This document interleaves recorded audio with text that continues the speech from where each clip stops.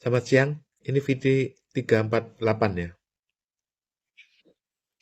Saya jelaskan mengenai kondisi terkini di pasar-pasar ya.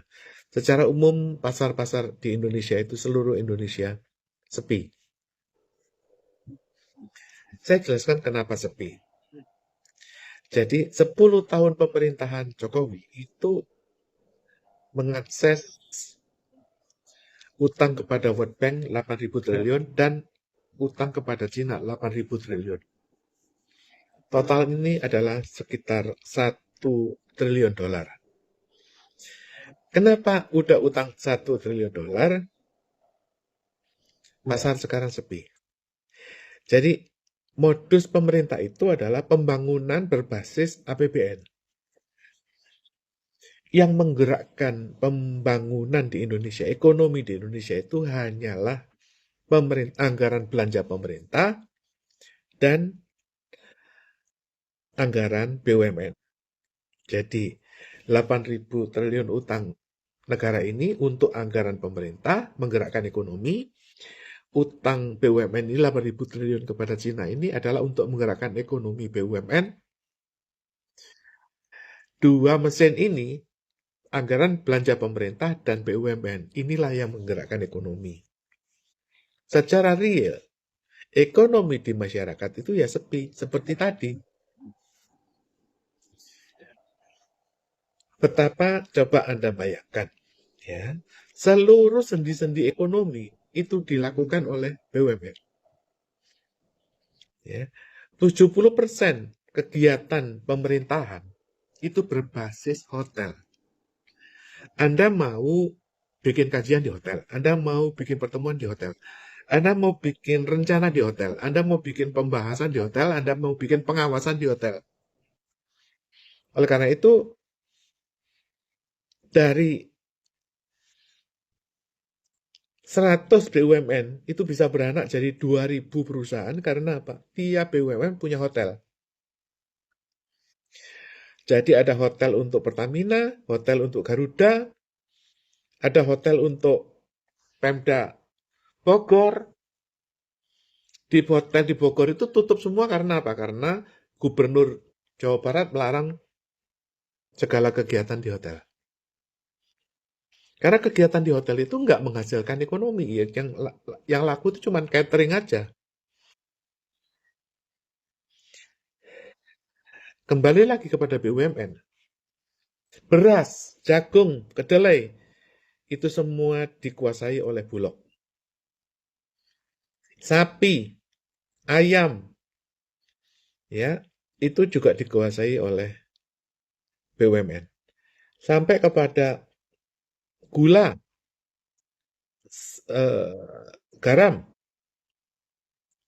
karet, kopi, teh, dikuasai oleh PTPN, BUMN. Kertas, ada BUMN. Semen, BUMN. Semua sendi-sendi ekonomi itu dikuasai oleh BUMN. Maka ketika Danantara ini terjepit karena masalah utang Cina, ya, ekonomi langsung reda. Positifnya ada, negatifnya juga ada. Positifnya apa? Pada saat negara miskin itu nggak ada uang, semua diam. Semua diam. Seperti ini. Nggak ada gejolak, nggak ada gerakan karena semua tekor, nggak punya uang. Itu positifnya. Artinya stabilitas itu bisa terjamin karena semuanya, maaf, berhenti. Tetapi nggak mungkin kita terus-terusan begini. Setahun, 2 tahun, 3 tahun. Balik lagi kita akan menjadi revolusi 98. Karena apa? Masyarakat nggak bisa dibiarkan lapar. Oleh karena itu apa yang dilakukan oleh Presiden Prabowo? Presiden Prabowo ini yang tadinya oleh Jokowi ditarik dari utang World Bank menjadi utang Cina. Sekarang Presiden Prabowo baru tahu bahwa utang Cina ini tidak dikendalikan oleh pemerintah. Uang-uang BUMN yang 8.000 itu ada di dirut-dirut BUMN. Tidak ada kendali negara, artinya tidak di bawah Menteri Keuangan. Sekarang Presiden Prabowo baru tahu bahwa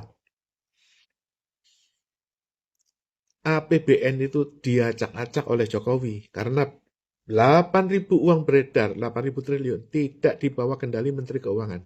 Tidak dalam APBN, tapi di luar APBN, yaitu di bawah kendali BUMN. Dan itu tidak bisa dikendalikan. Buktinya sekarang, uang-uang ini dikuasai oleh dirut-dirut yang tidak mau atau tidak bisa dimonitor dan dikendalikan oleh Menteri Keuangan. Oleh karena itu, Prabowo memaksa kepada Departemen Keuangan harus tunduk atau diganti. Dirjen Pajak diganti, kenapa? Kalau terus-terusan begini ya, ini ketinggalan, udah tahu ketinggalan ini APBN ini nggak kemana-mana. Ibarat ini ya, boxer ya, yang ini Mike Tyson, yang ini udah KO kok. Dirjen Pajak itu pajak kita itu 8%, bandingkan dengan yang normal, seperti di Singapura, itu di atas 18% pendapatan pengecat dibanding dengan GDP. Oleh karena itu, pajak ini nggak becus dan diganti Dirjen Pajaknya dengan orang segar. Cukai pun demikian. Cukai itu menurun. Kenapa? Gudang garam itu udah nggak sanggup bayar cukai. Karena apa? Rokok-rokok liar itu banyak beredar dan tidak terkendali. Jadi 60% peredaran rokok itu tidak bayar cukai. Gudang garam juga sudah nggak kuat bayar cukai. Itulah kondisi yang terjadi. Sehingga ekonomi non-APBN ini yang dimakan oleh dirut-dirut BUMN ini akan dibersihkan oleh Prabowo. Ini adalah pil pahit. Dalam waktu 1 tahun, 2 tahun, kita akan ada pengetatan ikat pinggang. Ekonomi masih lesu. Tetapi kita nggak sampai mati.